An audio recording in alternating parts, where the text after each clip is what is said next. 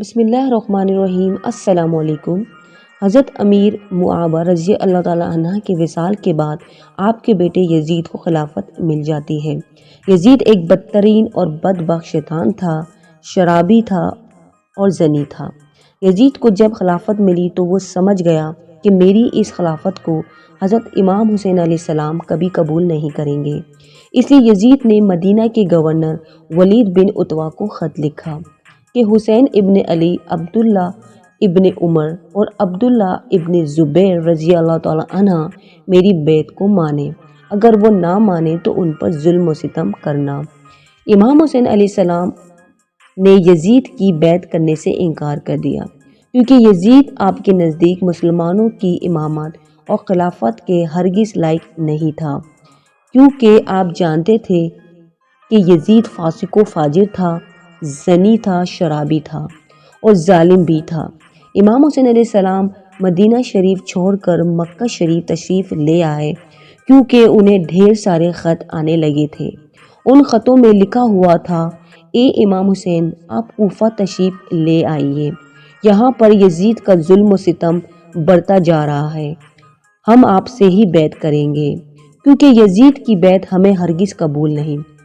آپ نے حالات کو سمجھنے کے لیے اپنے بھائی مسلم بن عقیل رضی اللہ تعالیٰ عنہ کو یہ کہہ کر کوفہ بھیجا کہ جاؤ وہاں جا کر حالات معلوم کرو۔ وہاں کے حالات کیسے ہیں؟ جب حضرت مسلم بن عقیل کوفہ پہنچے تو وہاں کے لوگوں نے بڑے ہی احترام کے ساتھ آپ کا استقبال کیا۔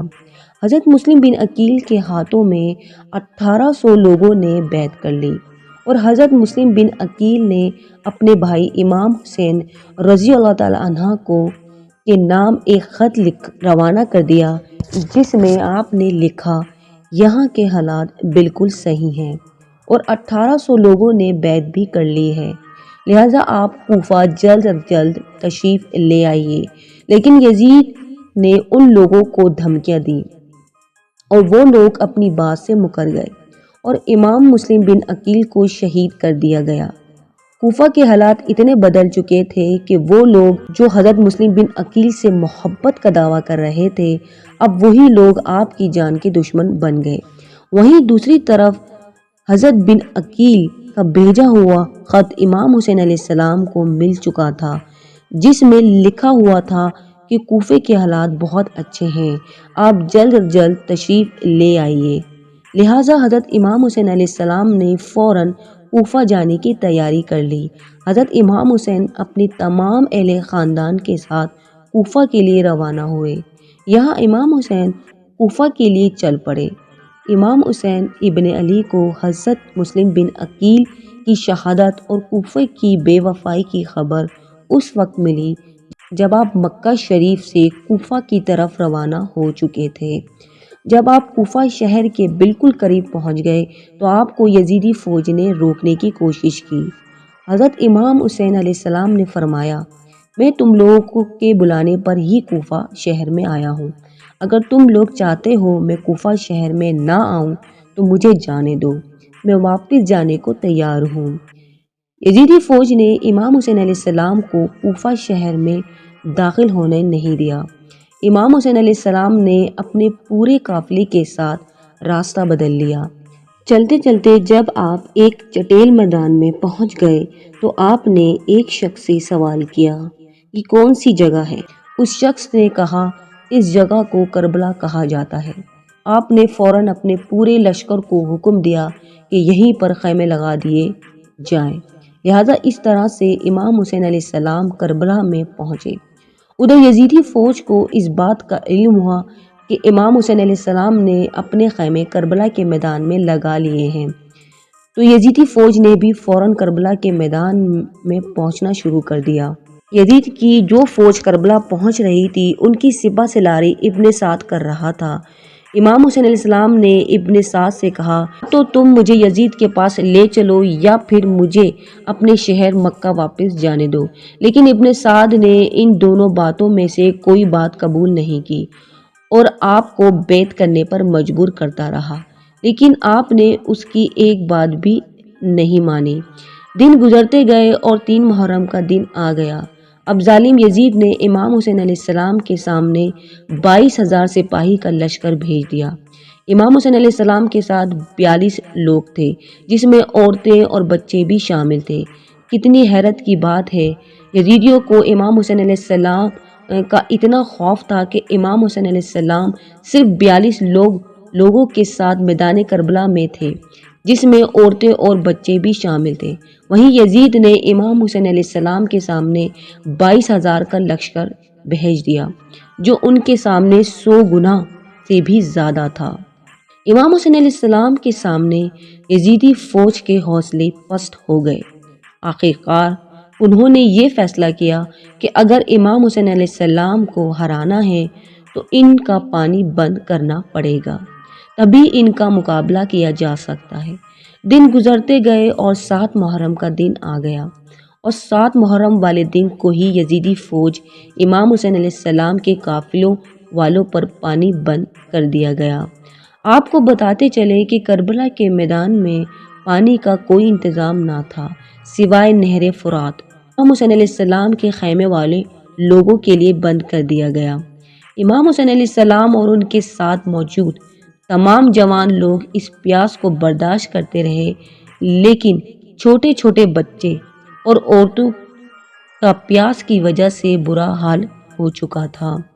فوجی یزید جو چاروں طرف سے امام حسین علیہ السلام کے گھر والے اور تمام ساتھیوں کو گھیرے ہوئے تھے، انہوں نے یہ طے کر لیا کہ اب 9 محرم کے دن امام حسین علیہ السلام کو قتل کر دیا جائے گا۔ امام حسین علیہ السلام نے حضرت عباس سے کہا، عباس جاؤ یزید کی فوج کے پاس اور ان سے کہو ہمیں ایک رات اللہ کی عبادت کرنے دی جائے۔ جب حضرت عباس نے یزیدی فوج سے ایک رات کے لیے کہا تو انہوں نے آپ کی یہ بات مان لی۔ جب تک 9 محرم کی تاریخ آئی تب تک امام حسین علیہ السلام کو یہ یقین ہو چکا تھا کہ یزید کی فوج کا مقصد صرف اور صرف مجھے شہید کرنا ہے، اس کے علاوہ یزید کچھ بھی کرنے کو تیار نہیں ہے۔ اس لیے امام حسین علیہ السلام 9 محرم کی رات کو اپنے خیمے والوں کو ایک جگہ پر اکٹھا کیا اور آپ نے کہا کہ یہ بات طے ہو چکی ہے کہ یہاں پر موجود سبھی لوگ 1-2 دن کے اندر شہید کر دیے جائیں گے، اس لیے آپ میں سے موجود ابھی جو لوٹنا چاہتے ہیں وہ لوٹ سکتے ہیں۔ امام حسین علیہ السلام نے خیموں میں جل رہے دیوں کو فوراً بجھا دیا اور اندھیرا کروا دیا تاکہ کوئی بھی جانا چاہے تو چلا جائے۔ تھوڑی دیر بعد جب دیوں کو دوبارہ جلایا گیا تو سارے کے سارے بیٹے آنسو بہا رہے تھے، یعنی کہ کوئی بھی امام حسین علیہ السلام کو چھوڑ کر جانے کے لیے تیار نہیں تھا۔ آخرکار 10 محرم کا دن آیا۔ امام حسین علیہ السلام اور یزید کی فوج کے بیچ جنگ ہونا شروع ہو گئی۔ جہاں ایک طرف یزید کی ایک بھاری فوج تھی تو وہیں دوسری طرف امام حسین علیہ السلام کے ساتھ صرف 72 لوگ تھے۔ اتنے میں فوج یزید کا حملہ شروع ہو جاتا ہے اور ہر شاہین شہادت کا جام پیتا گیا، اور کبھی حور شہید ہوتے ہیں تو کبھی قاسم شہید ہوتے ہیں تو کبھی علی اکبر شہید ہوتے ہیں تو کبھی اون و محمد شہید ہوتے ہیں۔ 3 دن کی پیاسے امام حسین علیہ السلام کے گھر والے اور تمام افراد یزیدی فوج سے جنگ کرتے رہے اور ایک ایک کر کے شہید ہوتے گئے۔ حضرت عباس علمدار سے امام حسین علیہ السلام کے 6 مہینے بیٹے علی اصغر کی پیاس نہ دیکھی گئی۔ آپ نے ایک مشکیجہ لیا اور گھوڑے پر سوار ہو کر نہر فرات کے کنارے پہنچ گئے۔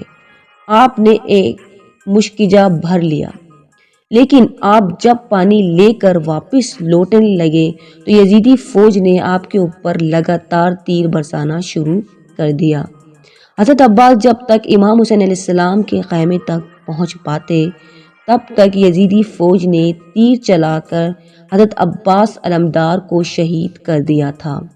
اس طرف حضرت عباس شہید ہو گئے۔ اس طرح ایک ایک کر کے تمام اہل بیت کے نوجوان اور ہاشمی شیر شہادت کا جام پیتے گئے۔ دھیرے دھیرے کر کے جب امام حسین علیہ السلام کے سبھی افراد شہید ہو گئے تو اس کے بعد امام حسین علیہ السلام نے خود میدان میں تلوار لے کر نکلنے کا فیصلہ کیا۔ امام حسین علیہ السلام اپنی تلوار سے کافی لمبے وقت تک یزیدی فوج کا اکیلے مقابلہ کرتے رہے۔ امام حسین علیہ السلام تنہا ہونے کے باوجود بھی آپ کے مقابل میں کوئی بھی نہیں تھا اور نہ آنا چاہتا تھا، اور اس کی ایک ہی وجہ تھی کہ آپ حضرت علی کے بیٹے تھے۔ اس وقت یزید فوج کا ایک کمانڈر ابن سعد کو یہ یقین ہو چکا تھا کہ ہم حضرت علی کے بیٹے کا مقابلہ نہیں کر سکتے ہیں، اس لیے اس نے اپنے تمام فوجوں کو امام حسین علیہ السلام کے اوپر ایک ساتھ حملہ کرنے کا حکم دیا۔ تمام لوگ امام حسین علیہ السلام پر ایک ساتھ مل کر حملہ کر رہے تھے، مگر اس کے باوجود بھی امام حسین علیہ السلام لگاتار یہ ثابت کر رہے تھے کہ باطل چاہے تعداد میں کتنا بھی ہو مگر وہ حق اور سچ کے مقابلے میں بالکل بھی ٹک نہیں سکتا۔ جب حسینیت اور یزیدیت کے بیچ خطرناک جنگ چل رہی تھی کہ اسی بیچ میں اچانک نماز عصر کا وقت شروع ہو گیا۔ امام حسین علیہ السلام نے ایسے مشکل وقت اور زخمی حالت میں بھی عصر کی نماز پڑھنے کا ارادہ کیا۔ آپ نے جیسے ہی نماز پڑھنا شروع کیا، یزیدی فوج کا وہ موقع مل گیا جس کا وہ لمبے وقت کا سے انتظار کر رہے تھے، یعنی جیسے امام حسین علیہ السلام سجدے میں گئے، شمر جل جوشل نے آپ کی گردن پر تلوار چلا کر جسم سے جدا کر دیا۔ امام حسین علیہ السلام کی شہادت کے بعد یزیدیوں نے آپ کے سر مبارک کو نیزے پر رکھ کر پورے کوفے میں گھمایا۔ آپ کا سر مبارک کو گلی گلی میں گھما کر جلوس نکالا گیا تھا۔ کربلا کی اس جنگ میں امام حسین علیہ السلام کے گھر والوں میں سے صرف آپ کی ایک اولاد ہی بچ سکی تھی جن کا نام حضرت زین العابدین تھا۔ اس کے علاوہ امام حسین علیہ السلام کی تمام عورتوں کو قیدی بنا کر کوفہ لایا گیا تھا۔ بھلے ہی اس دن امام حسین علیہ السلام کو شہید کر دیا گیا تھا، لیکن آج بھی امام حسین علیہ السلام پوری دنیا میں قیامت تک کے لیے زندہ ہیں۔ یزید ڈوب گیا شام کے اندھیروں میں، حسین چمکے ہیں دنیا میں روشنی کی طرح۔ دوستو، اگر آپ کو یہ ویڈیو پسند آئی ہے تو ویڈیو کو لائک کریں، اپنے دوستوں کے ساتھ شیئر کریں، اور ایسے ہی ویڈیو کو دیکھنے کے لیے ہمارے چینل کو ضرور سبسکرائب کریں۔ اللہ حافظ۔